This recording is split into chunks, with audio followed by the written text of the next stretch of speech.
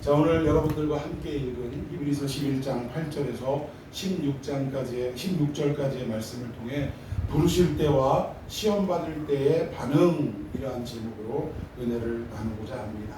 오늘 본문의 내용은 결국 아브라함의 이야기입니다.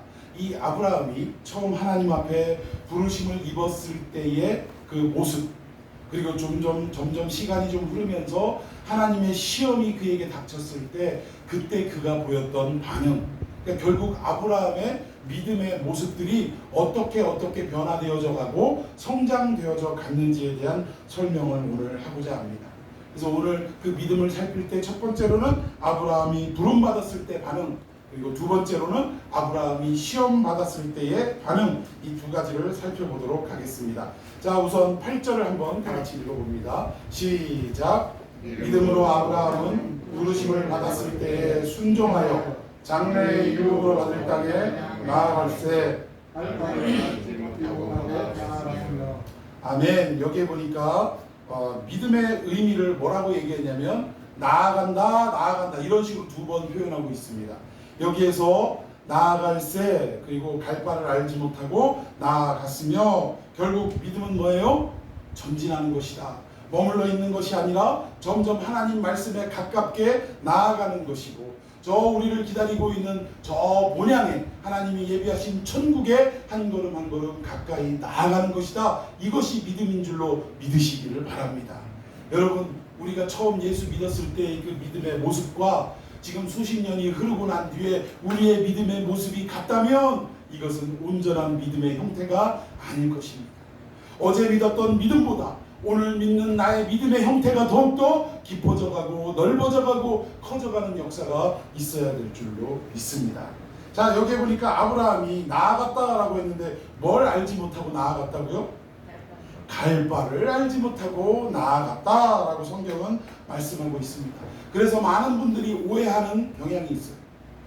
아브라함은 어디로 가야 할지 방향도 모르고 가라는 명령 듣고 무조건 앞으로 갔네? 그래서 믿음은 어떤 것이다? 무턱대고 가는 것이다 라고 오해하시는 분들이 있다는 거예요.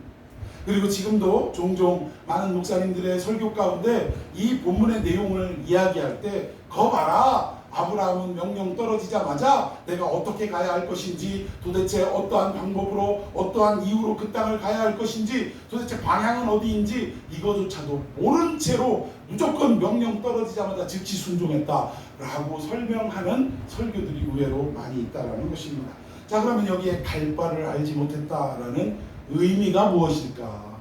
한번 성경을 통해서 우리가 살펴볼 때 창세기 11장 31절 다 같이 읽어보도록 하겠습니다. 시작.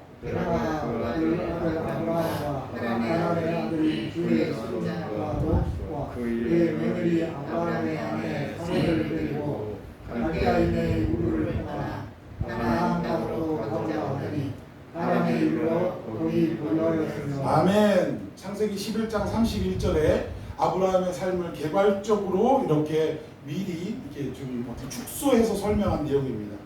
그 아버지 데라가 아브라함과 또 롯과 그 며느리 사라를 데리고 갈대아인의 우르, 즉 살고 있던 고향을 떠나서 본토 친척 아비의 집을 떠나서 어디로 가고자 했다고요?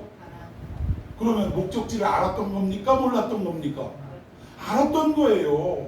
아브라함의 이야기를 듣고 약속의 땅을 하나님으로부터 이미 제시를 받았으며, 그 아버지 데라는 아브라함의 간곡한 부탁과 간곡한 설명으로 이거는 뭔가 거부할 수 없는 신의 역사다라는 것을 인식하고 나서 식솔들을 거느리고 어떻게 한 거예요? 그 약속의 땅, 하나님이 누구신지조차도 아직은 잘 모르는 상황이지만 그 엄청난 신의 명령을 듣고 출발을 했다라는 것입니다. 가나안을 목적 삼아 갔는데 근데 중간에 어떻게 한 거예요? 어디에 머무는 거예요? 하란이라는 지역에 머물고 말았다라는 것입니다. 그러니까 처음부터 출발할 때부터 이 아브라함의 식솔들은 목적지와 방향을 분명히 알고 출발했다라는 것입니다. 그러면 우리가 조금 전에 읽었던 갈 바를 알지 못하고 갔다라는 말과 상충됩니까? 상충되지 않습니까? 상충되는 거예요. 그러면 과연 창세기 11장 31절에 설명했던 내용을 이 히브리서 11장 8절에 다시금 다른 모양으로 설명할 때 이 갈 바를 알지 못했다라는 의미가 뭐냐? 이것은 정말로 내가 동서남북 방향을 모르고 그러고 출발했다 그 얘기가 아니라 여러분 생각해 보십시다. 우리가 평생을 조상대대로 살아왔던 이 땅을 어느 날 하나님이라는 신이 찾아와서 내가 너한테 아주 좋은 약속의 땅을 줄 텐데 너 당장 이거 집안 모든 가산을 청산하고 거길로 가라 라고 할 때 제일 먼저 드는 생각이 뭘까요? 더군다나 이 가정, 이 가문을 책임져야 할 책임자로서 뭐부터 생각이 드시겠어요? 어느 날 갑자기 우리 저기 정동진 집사님한테 하나님이 갑자기 임하셔서 정 집사야 너희 도마동 땅을 떠나서 저기 경기도 어디로 가라 이렇게 명령이 떨어졌어요. 그러니까 경기도로 가야 할 거는 알겠는데 그러면 제일 먼저 하나님의 말씀에 순종할 때 이것저것 막 준비를 하고 이사 준비를 막 할 때 뭐부터 생각 드시겠어요? 거기 가면 먹고 살 수는 있을까? 거기 가면 내가 돈벌이 할 수 있는 게 있을까? 거기 가면 우리 자식들과 내 식솔들이 뭘 해도 굶지 않을 그런 상황은 펼쳐져 있을까? 걱정하시겠어요? 안 하시겠어요? 이게 바로 갈 바를 알지 못했다라는 거예요. 아브라함은 난생 처음 들어본 적도 가본 적도 없지요. 하나님이 나타나셔서 그 땅으로 내가 약속의 땅으로 주리니 그곳으로 가라 했을 때 물론 하나님의 명령 앞에 이것저것 순종하고 이사갈 준비는 했지만 그의 마음속에 생각 속에 온통 내가 그 가나안이라는 약속의 땅 하나님이 지시하신 그 땅으로 가면 먹고 살 수는 있을 것인가 고민을 했다라는 거예요. 그래서 갈 바를 알지 못했다라고 히브리서 11장 8절에는 그 내용을 설명하고 있다라는 것입니다. 그러니까 아브라함의 마음은 지금 뭐 한 거냐면 막막한 상태였다라는 거예요. 내가 가기는 가는데 막막한 거예요. 뭘 하고 살아야 할지 모르는 것입니다. 자, 우리 9절 말씀 읽어봅시다. 시작. 믿음으로 그가 이방의 땅에 있는 것 같이 약속의 땅에 들어가여 공인한 약속을 이루고 함께 받은 이삭 및 야곱과도 장막에 거하였습니다. 아멘. 그러나 하나님의 인도하심 따라 마침내 가나안 땅, 그 약속의 땅에 도착했습니까? 안 했습니까? 도착했어요. 그러면서 여기서의 또 강조하는 단어는 뭐냐? 앞에는 나아갈새, 나아갔더니 뭐 이렇게 표현했는데 9절에서는 뭐예요? 거류하여 거하였으니 그곳에 어떻게 했다라는 거예요? 정착했다라는 것입니다. 그런데 본인뿐만 아니라 누구까지도 자기의 아들 이삭과 그의 손자 야곱까지도 대대손손 그 약속의 땅에 머물러 있게 되었다라는 것을 설명하는데 이거는 그냥 표현적인 이야기예요. 여러분 아브라함이 그 땅에 머물렀을 때 야 여기는 하나님이 주신 땅 내가 내 뼈를 여기에 묻어야겠다라고 생각하고 그 땅에 살았습니까? 그랬어요? 안 그랬어요? 이 땅에 뼈를 묻기는커녕 도착하자마자 뭐가 찾아왔어요? 기근이 찾아왔어요. 기근이. 그러면 적어도 하나님께서 아직은 구체적으로 알지 못하지만 어마어마하신 분인 건 느끼겠는데 그 신이 나에게 이 땅에서 뼈를 내려라 뼈를 묻어라 라고 말씀하셨을 때 적어도 우리 같으면 마음속에 무슨 각오가 있겠어요? 어떤 일이 찾아와도 나는 이 땅을 떠나지 않아야겠다. 막상 어떤 일이 부닥쳤을 때 뭐 그걸 손바닥 뒤집을 수는 있겠지만 그래도 적어도 우리의 마음속에 하나님의 명령이라면 내가 이 땅을 어떤 일이 닥쳐와도 떠나지 않아야겠다라는 마음이 들겠습니까? 안 들겠습니까? 드는 게 당연한 거예요. 그런데 이때 아브라함의 믿음의 상태가 어느 정도냐? 진짜 막 태어난 정도도 안 되더라는 거예요. 강아지 새끼 눈 뜨는 정도도 안 되더라는 거예요. 그러니까 세상 말로 뭐예요? 뭔지 된장인지 구분도 못하는 상황이었다 이 얘기입니다. 그러니까 그 땅에 기근이 딱 들자마자 어떻게 했어요? 하나님 기근 때문에 너무 힘들어요. 제가 어떻게 할까요? 여쭤봤어요? 안 여쭤봤어요? 안 여쭤보고 기근이 오자마자 찬스는 이때다 하고 어떻게 했습니까? 보따리 싸서 남쪽으로 내려가다가 결국 어디까지 도착해요? 애굽까지 들어갔다라는 것입니다. 그런데 애굽에서도 얼마나 잔머리를 굴리는지 자기의 인생을 하나님께 맡기지 못하고 내가 들어가면 내 아내가 엄청 신이 이뻐서 아무래도 나를 죽이고 내 아내를 뺏을 것이다 라는 두려움에 쌓여서 어떻게 합니까? 자기 부인에게 당신 나한테 뭐라고 불러? 오빠라고 불러. 오빠 하고 불러. 해봐. 이렇게 하고 연습을 충분히 시킨 다음에 그 땅에 들어가서 결국 누이 동생으로 하는데 많은 사람들이 이 사라의 외모를 보고 홀딱홀딱 반했어요. 세상에 저런 미인이 있을까 하는데 이 소식이 어디까지 들어가요? 바로의 궁궐까지 들어갔어요. 그래서 바로가 최고의 통치자 아닙니까? 당시 그 바로의 위치는 왕으로서 머물러 있는 자가 아니라 사실은 어느 자리까지? 신의 자리까지 올라갔던 자예요. 바로 위에 그 누구도 없는 상황이었습니다. 사람들은 바로를 신으로 믿고 그리고 그 앞에 절하고 바로의 명령이라면 그것이 목숨을 걸 만큼 두려운 것임을 알고 순종해 왔던 그러한 나라의 모습이었다는 거예요. 그런데 이 바로가 찾아와서 소문 듣고 찾아와서 정말 이쁘니까 온갖 금은 보화 폐물과 가축들과 남종 여종을 주면서 사실은 이 사라를 데려간 게 아니라 어떻게 간 거예요? 사간 거예요. 사간 거. 최초의 인신매매가 여기서 벌어진 건 아닌가 싶습니다. 그리고 아브라함의 모습은 자세히 나오지는 않았지만 그 아내를 바로에게 들여보내면서 바로에게 받은 그 우리로 얘기하면 현찰을 갖다가 막 뒤로 돌아서서 열심히 침 발라가며 세면서 좋아했어요? 안 좋아했어요? 좋아했을 게 뻔하다라는 거예요. 야, 여기 왔는데 드디어 내가 복을 받는구나 이런 생각을 했을지도 모르겠습니다. 그런데 그 밤에 바로에게 누가 나타나셨어요? 하나님이 나타나셨어요. 그리고 나서 바로를 향해 엄중한 꾸중을 하셨습니다. 네가 왜 사라를 데려왔느냐? 이 사라를 통해 사실은 그가 누구의 아내다? 아브라함의 아내다. 그를 통하여 결국은 누가 오시기로 되어 있어요? 예수님 약속의 씨가 오시기로 되어 있는데 감히 네가 그 하나님의 구원의 계획을 망칠 수 있느냐? 아주 엄중한 질책을 하시고 아주 혼비백산이 된 바로가 그냥 그 사라를 데리고 아브라함에게 데려와서 돌려주는 사건이 있었습니다. 그런데 이때 하나님이 왜 이런 사건을 통해서 어떤 역사들을 펼치셨느냐? 첫 번째 누구를 위한 사건이냐? 아브라함을 깨닫게 하기 위한 사건이었다는 거예요.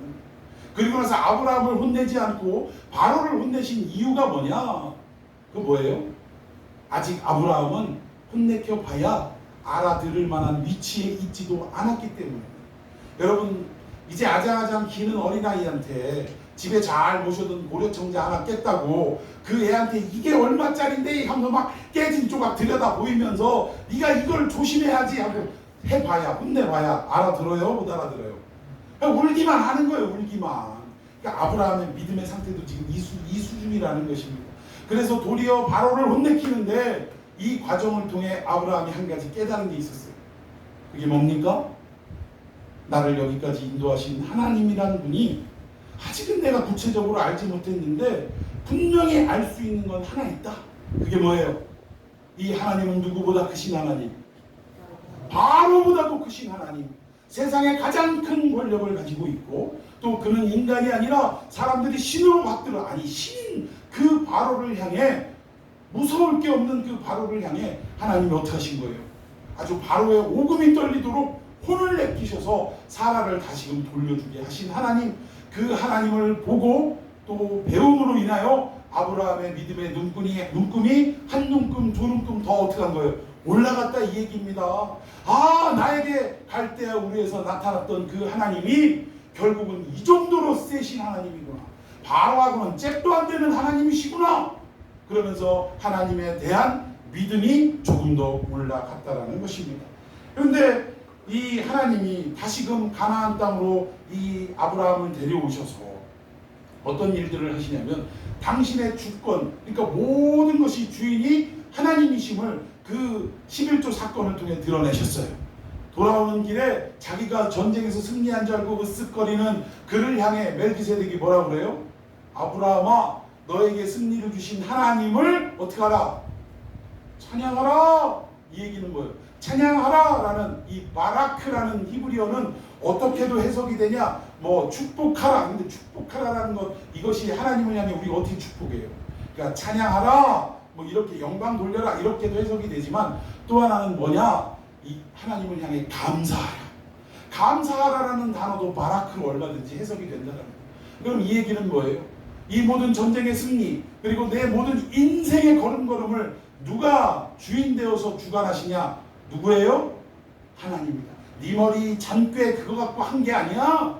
하나님이 승리를 주신 거야. 그래서 이 모든 아브라함의 삶 속에 주인 되신 분이 누구다? 하나님이다라는 것을 깨닫게 하신 사건이 11조 사건입니다. 그리고 나서 15장에 넘어갔더니 하나님이 하늘의 무뼈를 보게 하시면서 뭘 약속하셨어요? 자손을 약속하셨다 이거예요. 그런데 지금 아브라함과 사라에게는 자손이 있습니까? 없습니까?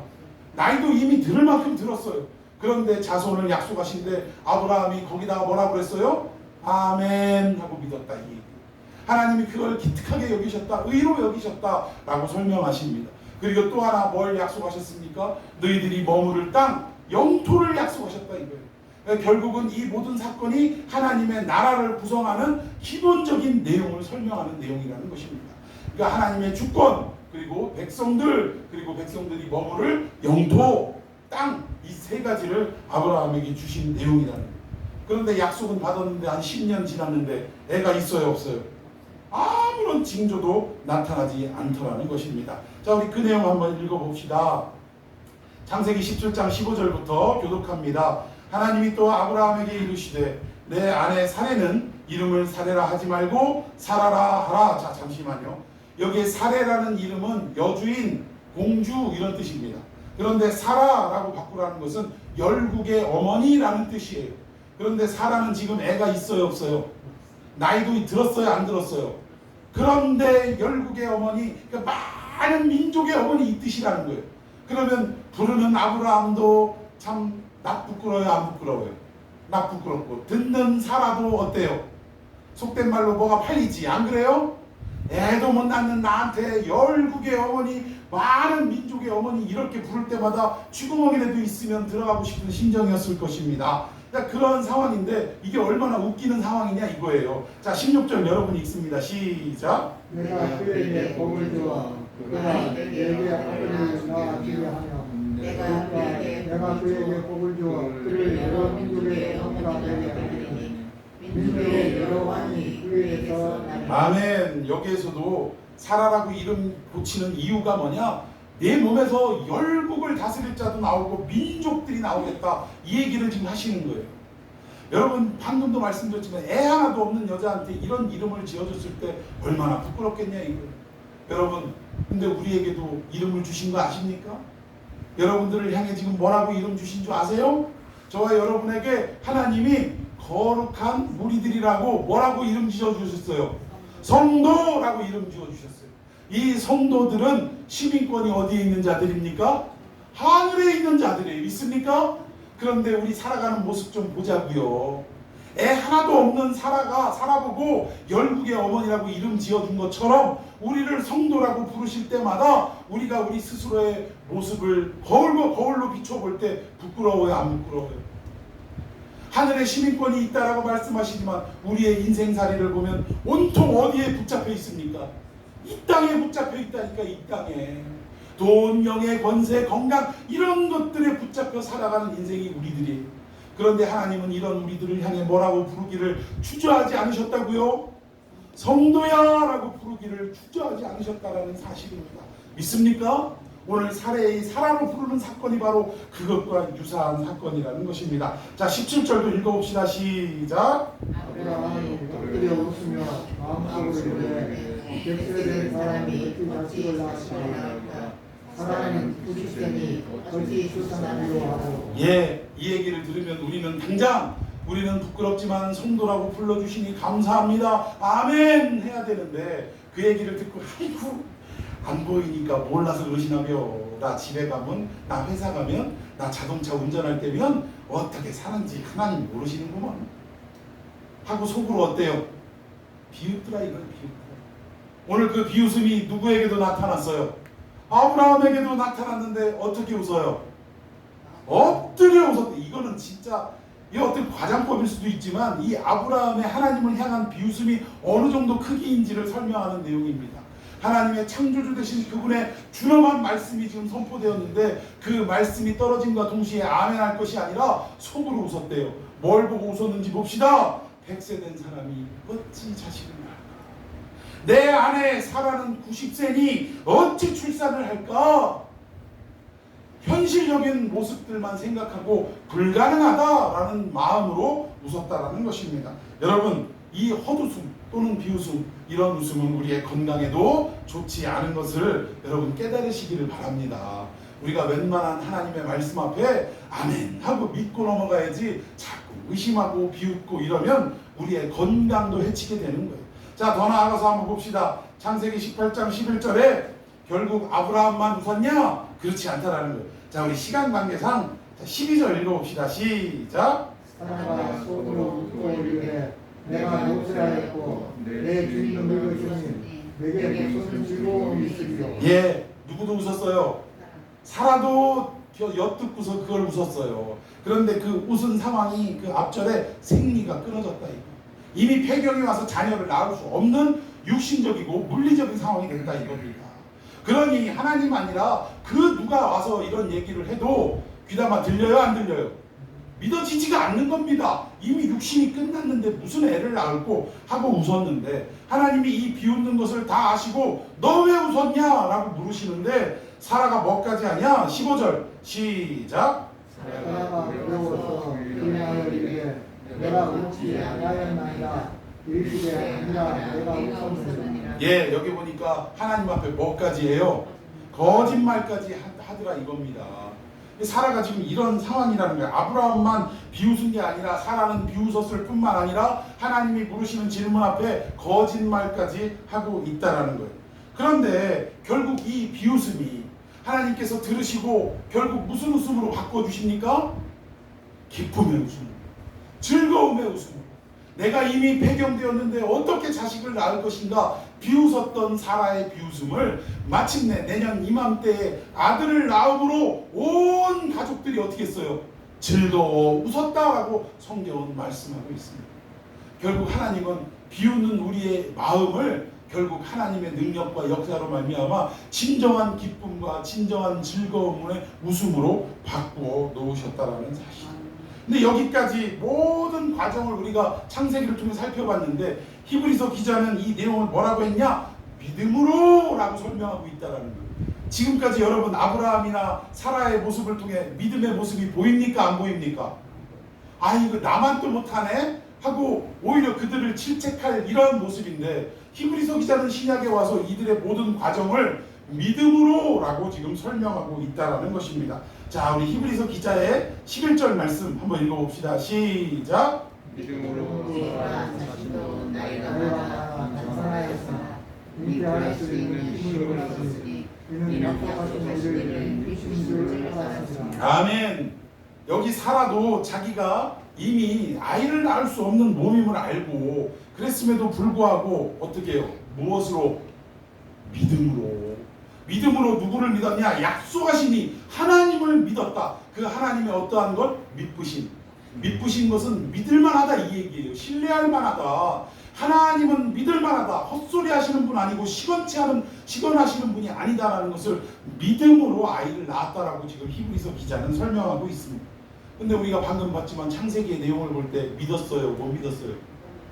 근데 도대체 왜 믿음으로 라고 설명하느냐? 여기에 믿음은 어떤 의미냐? 우리가 하나님이 말씀하시면 아멘, 예 제가 믿습니다 라고 믿음의 주체가 우리에게서 난 것이 아니라 이 얘기예요. 그러면 이 믿음의 주체가 어디에서 났냐? 하나님에게서 났다 이겁니다. 하나님은 우리가 믿지 못할 존재임을 아십니까? 모르십니까? 아브라함처럼 이 사라처럼 얘기해봐야 비웃고 받아들이지 않는 인간이라는 것을 하나님은 아시더라고요. 그럼에도 불구하고 하나님은 오래 참고 기다리시며 어떻게 하시냐? 끝까지 받아들이지 않는 그들을 삶을 추적하고 따라다니시면서 설득해 가시더라는 사실입니다. 우리 같으면 한두 번 전도할 때 권면하고 안 듣고 우리의 감정을 건드리고 화나게 하면 포기합니까? 포기 안 합니까? 뭐라고 포기해요? 저건 하나님이 버리신 인간이요. 어쩌면 저럴 수가 있어. 이러면서 하나님의 선택과 유기를 누구 마음대로 잣대를 대고 막 이렇게 재고 있어요? 우리 마음대로 잣대 대고 막 재고 있더라는 거예요. 그래서 우리 감정 상하게 하면 저건 하나님이 필시 버린 인간이요. 저런 것들한테는 돼지에게 진주 주지 말랬다고 가서 전도해 봐야 소용 있어 없어? 소용없어. 이런 마음으로 지레 포기하더라는 거예요. 근데 여러분 하나님은 우리는 그 우리의 전도를 거절한 그 사람보다 더 우매하고 더 무식하고 더 못돼가지고 죄악이 가득해서 하나님이 하시는 말씀 직접 하시는 그 말씀에도 우리는 어떻게 해요? 비웃더라 이겁니다. 헛웃음을 웃더라 이거예요. 그런데 그러한 우리를 포기했다 안 했다? 포기 안 하시더라. 여러분 믿습니까?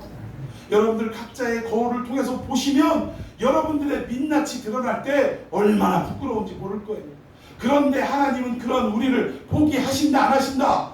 안 하시더라 이거예요. 끝까지 우리를 붙잡고 우리의 삶을 핸들링 해가시면서 때로는 축복으로 때로는 어려움을 시험과 환난을 통해서 우리에게 허락하시면서 마침내 하나님은 신실하시다, 하나님은 나를 구원하실 유일한 구원자시다 라는 것을 우리의 마음과 입술에서 어떻게 하게 만드시는 거예요? 고백하게 만드시더라는 사실입니다. 믿습니까? 이게 믿음이라는 거예요. 이게 여기서의 믿음으로 사랑은, 이 표현은 사라가 자기의 의지대로 하나님 저 믿어요 이런 믿음의 주체가 자기에게 있는 믿음이 아니라 결국 믿지 못하는 우리들을 끝까지 참아주시고 인내하시며 마침내 우리를 강한 팔로 붙잡으셔서 믿을 수 있는 자리까지 이끌어주신 이것이 참된 믿음이다 라는 것을 설명하는 것입니다. 그러니까 하나님의 오랜 참으심과 또 말씀으로 설득하시는 작업의 열매가 믿음이다. 할렐루야. 예, 이걸 믿으시기를 바랍니다. 그래서 결국 히브리서 기자는 이 믿음의 주체가 우리에게 있는 것이 아니라 하나님께 있다라는 것을 설명하는 내용이에요. 그래서 결국은 이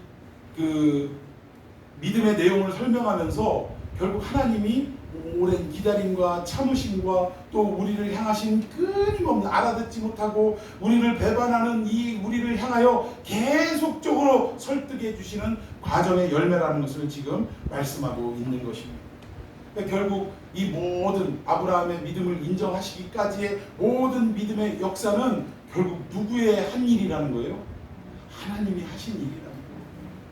그러니까 우리가 어렸을 때는 업고 다니고 부모님이 업고 다니잖아. 엄마가 업고 다니고 젖 먹여주고 이유식 주고 이러면서 하다가 결국은 뭐 바지에다 똥 싸고 막 이래도 혼내키시지 않고 진자리 마른 자리 다 갈아주시고 그러다가 결국은 마침내 이제 어머니의 말씀을 알아듣기까지 다 누가 키우시더라? 어머니가 키우시더라. 하나님이 지금 아브라함과 사라와 모든 인생들을 이렇게 양육해 가시더라는 것입니다. 이게 믿음의 정체라는 거예요. 그래서 에베소서 2장 8절에 보면 믿음은 누구의 선물이라? 하나님의 선물이라. 이것이 나에게서 생성된 것이 아니라 하나님으로부터 온 선물이다 이 얘기입니다. 믿습니까? 그러니까 우리 스스로 나는 저 사람에 비해서 믿음이 좋아 이러한 생각은 아예 하덜덜덜 말라 이 얘기예요.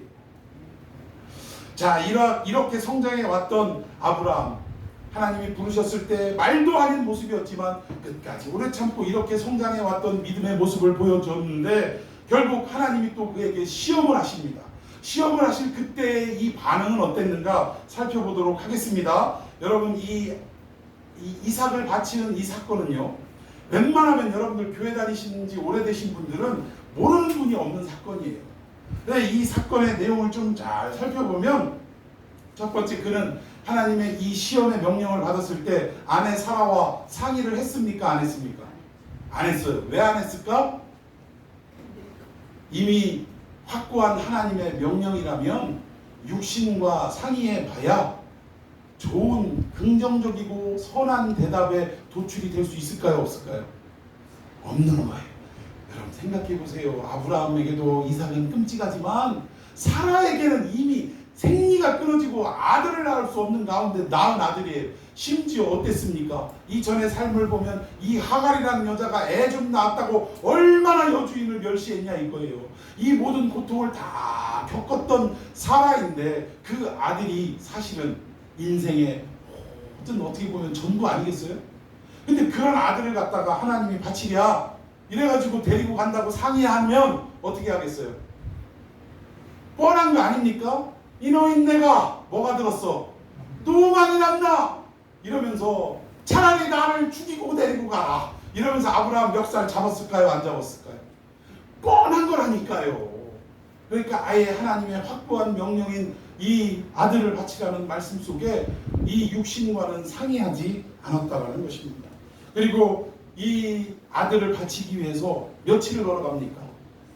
3일 길을 걸어갑니다. 예, 3일 길을 걸어가요. 근데 3일 동안 한번 육신이라면 생각해 봅시다. 우리가 애비의 심정을 가졌다면 생각을 해보자고요. 이 생대 같은 아들을 제물로 바치는 거. 여러분 제물이 어떻게 바쳐지는지 아시죠? 살아있는 걸 죽여서 고기를 각을 떼고 내장하고 이런 것들은 다 빼서 하나님이 참 연락하시기 좋게 네모 각지게 딱딱 스테이크 썰듯이 썰어놔서 불을 태워 바치는 게 이게 제물입니다. 내 아들을 그렇게 바쳐야 할 것을 3일 동안 걸어가면서 이거 내가 미쳤지?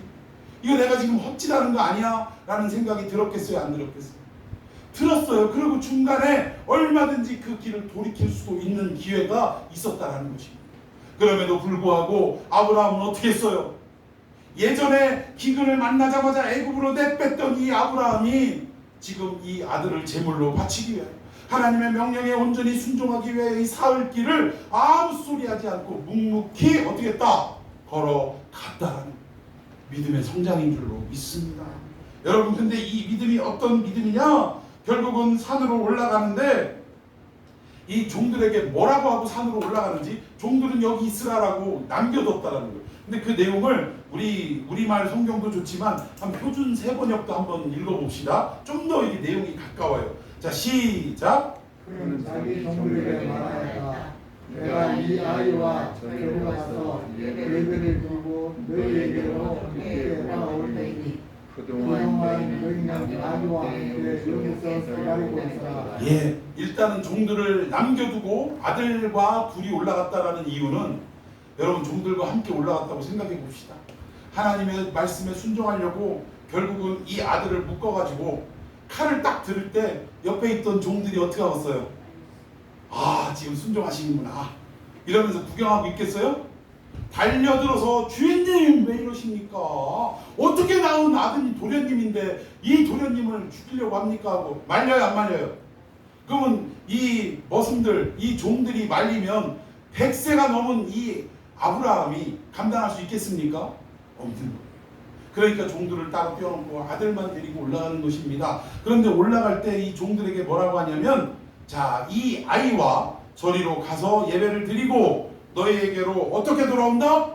함께 돌아온다. 함께라는 말은 아브라함 혼자 온다는 거예요. 같이 올라간 이삭도 돌아온다는 얘기예요. 같이 이삭도 함께 돌아온다. 여러분 우리말 성경에는 함께라는 말 대신 우리가 돌아온다라는 우리라는 표현을 썼습니다. 역시 이 우리라는 이 주어 앞에도 아브라함과 이삭을 포함하는 내용이라는 거예요. 그러면 결국 이 얘기는 무슨 얘기냐? 아브라함이 이미 올라갈 때 결국 어떤 그 전에 또 하나 이 이삭이 여기 보니까 아이와 올라갔다니까 이삭이 몇 살 정도로 느껴지십니까? 아이라고 하면 적어도 초등학생? 이 정도로 느껴지시죠? 여기에 아이라는 말이 히브리어로 나르라고 하는데 어떤 사람을 지칭하냐? 소년, 젊은이, 청년. 이 사람들은 적어도 전쟁이 발발하면 나가서 싸울 수 있는 청년들을 말하는 것입니다. 여러분 이 청년이라고 하면 적어도 뭐 한 15세 이상 또는 뭐 20, 30대 이 정도를 말하는데 아니 100세 쭈구랑 할아버지가 비록 아버지지만 이 아들을 묶어놓고 죽이려고 하면 맘만 먹으면 어떡하겠어요? 아버지 미쳤어! 이러면서 어떡해요? 아버지 행하시는 모든 일들을 다 제어할 수 있다는 거예요. 정신 차려 아버지 하면서 막 그 아버지의 하는 일들을 멈추게 할 수 있었다는 것입니다. 그럼에도 불구하고 이 아이라고 표현했지만 이 이삭은요 등짐을 지고 즉 장작으로 쓸 이 장작을 짊어지고 산 위로 올라갈 수 있는 나이였다라는 거예요. 초등학생에게 장작 지겠어요? 그러니까 어느 정도 성장한 아이였다, 젊은이였다 이 얘기입니다. 그런데 끝까지 아브라함이 제사를 드리기까지 묶임도 당하고 아무런 반응도 하지 않았다는 것은 뭐가 있었다는 거예요? 이 아들의 순종이 있었다는 것입니다. 아버지의 하시는 일이 지금 하나님의 명령이고 해야 할 일이다라는 순종이 있었다는 거예요. 누구의 예표입니까? 우리 주 예수 그리스도의 십자가의 예표예요. 아버지가 이 땅에 이 방법이 아니고는 인간을 구원할 방법이 없기에 네가 내려가서 십자가를 져야만 이 인생들을 대신해서 너의 생명을 바쳐야만 그래야 이들을 구원할 수 있으니 네가 가서 이 고통과 죽음을 당하라 라고 명령하실 때 이 아들은 겟세마네에서 처절한 기도를 드리기까지 했지만 마침내 그 기도의 끝은 무엇으로 끝나요? 내 뜻대로 마시옵고 아버지의 뜻대로 하옵소서. 오늘 이삭의 모습과 뭐가 다른가요? 장차 이 땅에 우리를 구원하신 예수 그리스도의 모형으로서 이삭은 설명되고 있는 것입니다. 그리고 결국 올라갈 때 우리가 함께 오겠다, 돌아오겠다라는 이 표현은 아브라함의 이 믿음이 어느 만큼 성장했는지를 우리는 꿰뚫어 봐야 합니다. 올라갈 땐 둘이었으나 원래 각본대로라면 혼자 내려와야 되는데 우리가 같이 내려온다라는 이 표현 속에 아브라함의 믿음은 이미 어떤 경지까지 올라갔냐? 죽은 자를 다시금 살리시는 부활의 신앙까지 올라갔다 이 얘기입니다.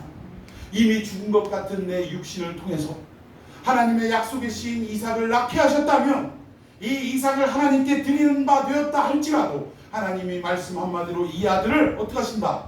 살려주신다라는 부활의 신앙이 그에게는 있었다라는 사실입니다. 믿습니까? 아브라함의 믿음은 여기까지 성장했다라는 거예요. 그리고 나서 이 제단에서 결박했을 때 이 이삭의 순종이 예수 그리스도의 우리를 대신해서 죽으신 그 구원의 역사, 그 순종의 역사를 그리고 그 설명하고 있다, 예표하고 있다라는 말씀을 다시 한번 드립니다. 자, 그럼 결국 여기까지 오기까지 아브라함의 모든 삶의 여정을 살펴볼 때 믿음은 어떻게 되는 거예요? 하나님 알자마자, 예수 그리스도 믿자마자 어느 한순간에 눈을 팍 뜨고 어느 한순간에 막 초원을 달리듯이 달려나가는 믿음이 된다는 것입니까? 아니라는 거예요. 하나님은 일방적으로 우리를 구원의 세계 안에 이미 초청해 놓으신 다음에 우리의 믿음의 눈금을 우리의 여러 가지의 삶의 형태와 또 많은 수많은 일들을 겪게 하시면서 하나님이 친히 역사하시고 주관하신다는 것을 못 겪게 하시면서 우리의 믿음의 눈금을 한 눈금 어떻게 해요? 성장시켜 가시더라는 것입니다.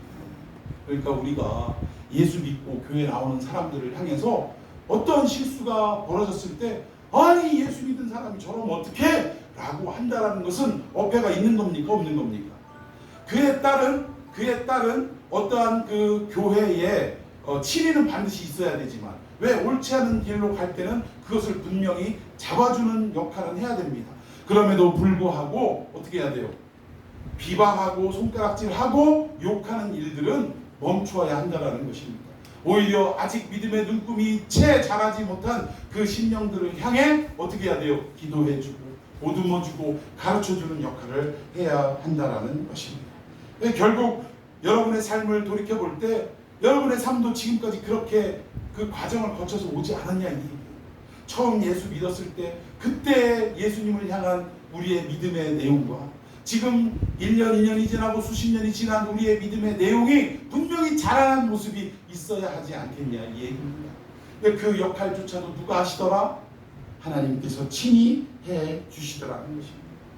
여러분, 여러분들의 삶을 곤고하게 만들고 주저앉게 만드는 것들이 무엇이 있습니까? 그런데 우리의 믿음의 기초가 그것들을 해결하기 위해만 자꾸 매달리는 신앙이라면 우리의 삶은 변화되지 않아요. 계속 다람쥐 쳇바퀴처럼 그것만을 붙들고 남편의 승진 문제 붙들고 기도가 해고 승진하면 그 다음에는 뭐가 있어요? 아파트 값이 올라야 되는 문제 놓고 또 기도하기 시작하고 이번에는 자녀의 좋은 학교 합격과 또 좋은 직장에 취업하는 것을 놓고 기도할 수밖에 없고 내 주어진 모든 그 인생의 삶의 자리를 더욱더 풍요하고 풍성하게 만들어 달라는 기도밖에 할 수가 없다라는 거예요. 그 우리의 이 모든 어려움 속에 초점을 맞추면 우리의 믿음은 항상 거기서 그 자리라는 거예요. 처음 예수 믿었을 때도 내 남편 건강케 해주십시오라고 기도하면서 그렇게 믿음이 시작됐는데 수십 년이 지나도 우리 가족 잘 되게 해주십시오. 여기에서 벗어나지 못하는 믿음으로 그치고 만다라는 것입니다. 그런데 이 믿음의 주체가 하나님께 있음을 알고 하나님이 하신 약속은 반드시 이루어지고 그리고 그분은 신실하게 믿을만하게 우리에게 역사해 주신다는 것을 기초로 한 믿음이라면 우리의 믿음은 점점점 어떻게 되는 거예요? 성장해 갈 수밖에 없다라는 것입니다. 이 땅에 머물러 있던 우리의 시선이 마침내 어디를 바라보게 되냐? 하나님이 계시는 천국을 바라보게 되는 믿음으로 성장되어진다는 사실입니다. 여러분, 오늘 이 말씀을 듣고 여러분들의 모든 삶이 이렇게 견고한 믿음이 되기를 예수님의 이름으로 축원해 드리겠습니다. 우리 말씀 붙들고 함께 기도하십시다.